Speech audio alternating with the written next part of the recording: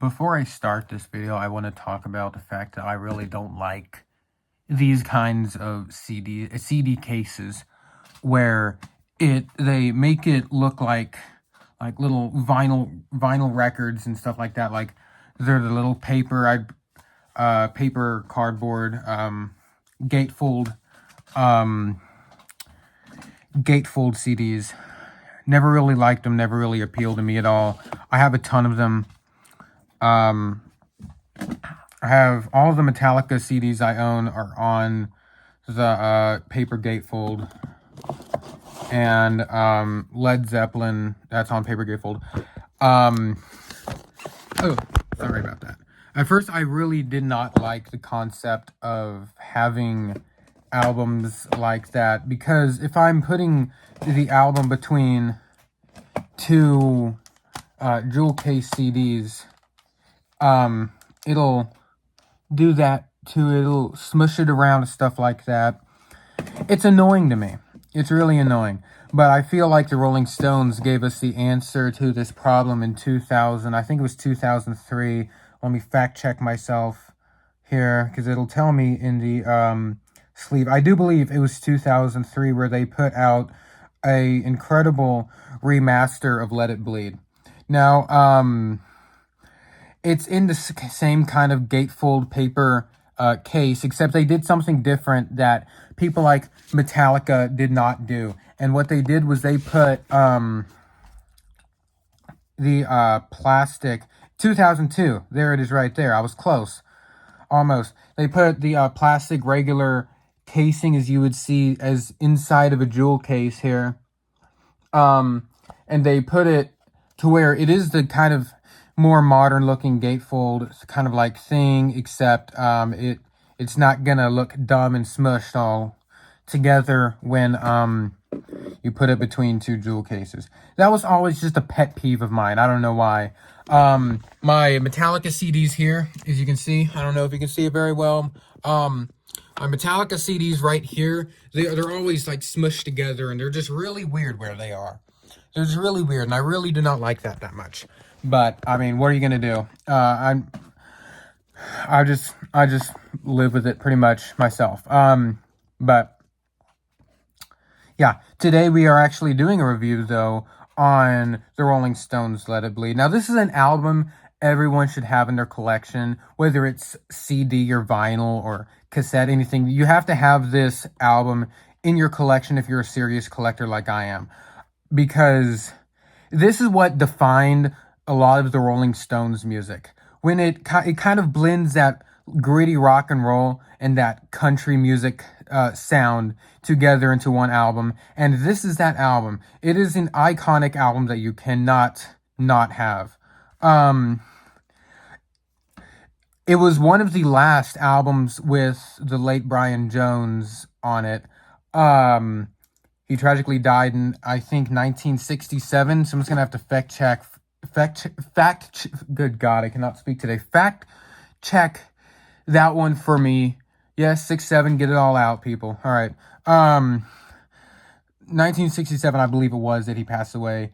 And I do believe maybe this was the last full album with him on it. The Rolling Stones or Satanic Majesty's Request. Another album you should really consider having if you're a serious collector like I am. Anyway, this has probably some of the coolest intros to Rolling Stones songs there are. The piano on Monkey Man intro is just incredible. First time listening to it, it blew me away. Absolutely incredible. The intro guitar to Midnight Rambler is just iconic in its own way. You can't always get what you want. I am stuttering all over the place today. You can't always get what you want. The choir intro is really good. The way that this album is produced and put together, the instruments, how they come together are just amazing. The piano on these songs are really good. I think people sometimes overlook the piano on You Can't Always Get What You Want, where it goes like dun dun dun dun dun, stuff like that. I think people kind of overlook that or like don't pay enough attention to really appreciate that as it should be appreciated. Let It Bleed,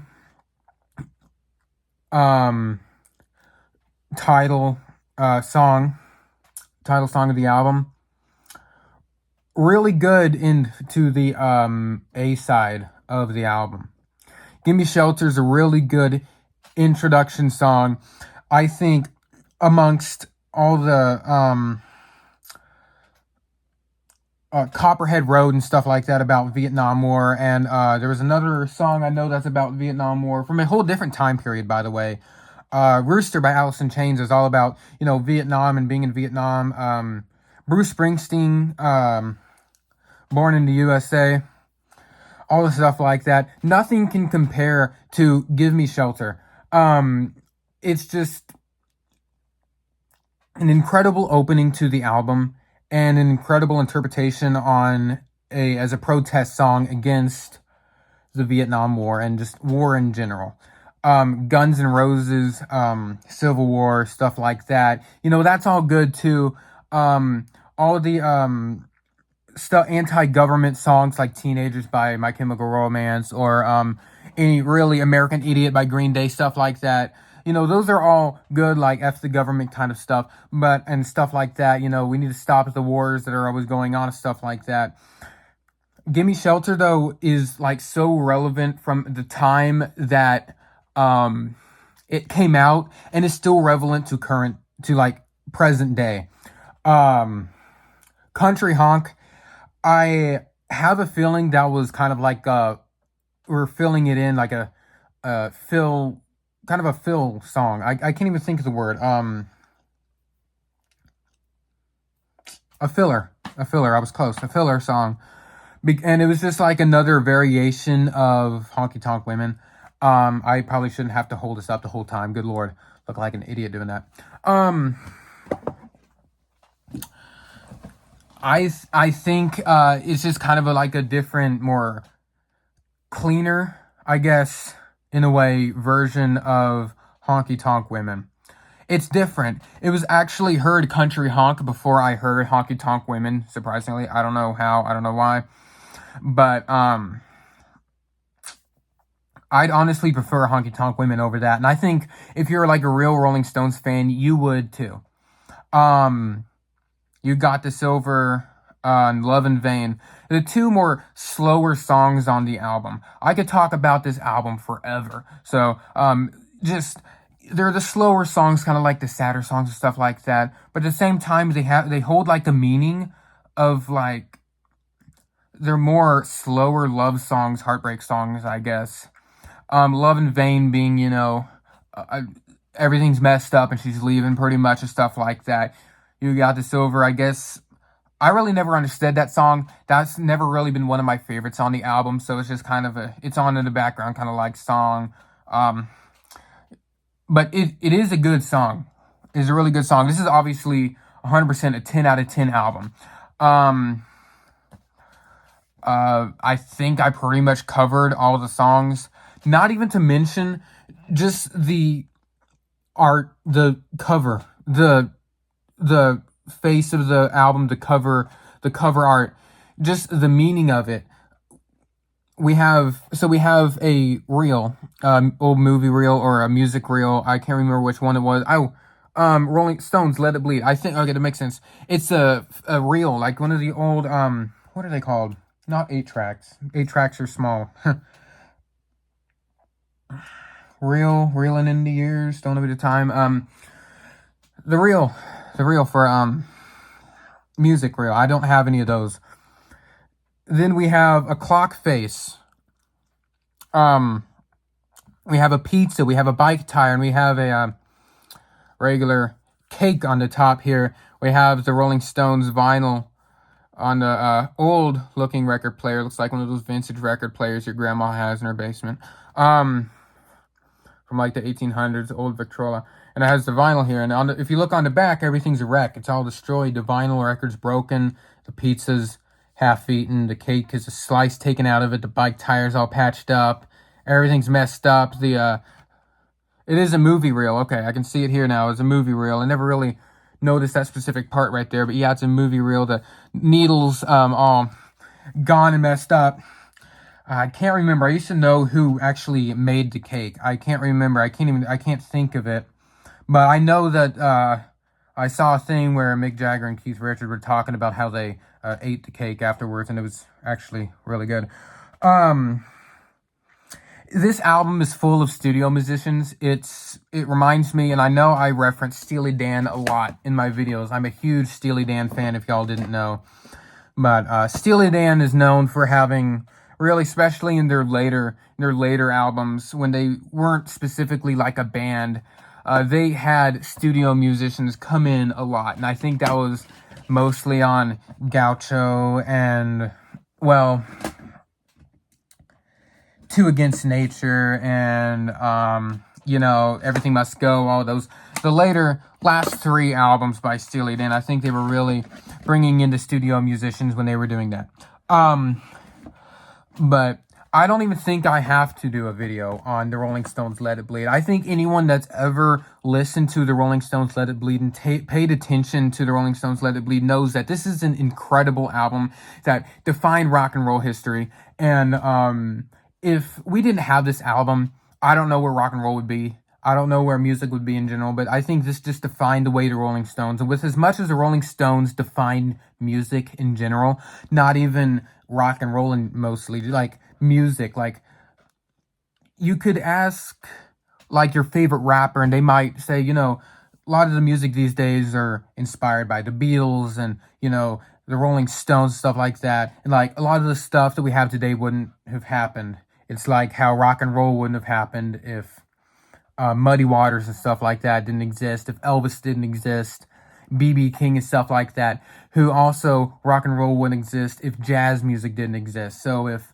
we didn't have like people like Benny Goodman and Miles Davis and Glenn Miller, we wouldn't have Keith Richards, Mick Jagger, John Lennon, Paul McCartney, all the people that we know that just made rock and roll what it is. So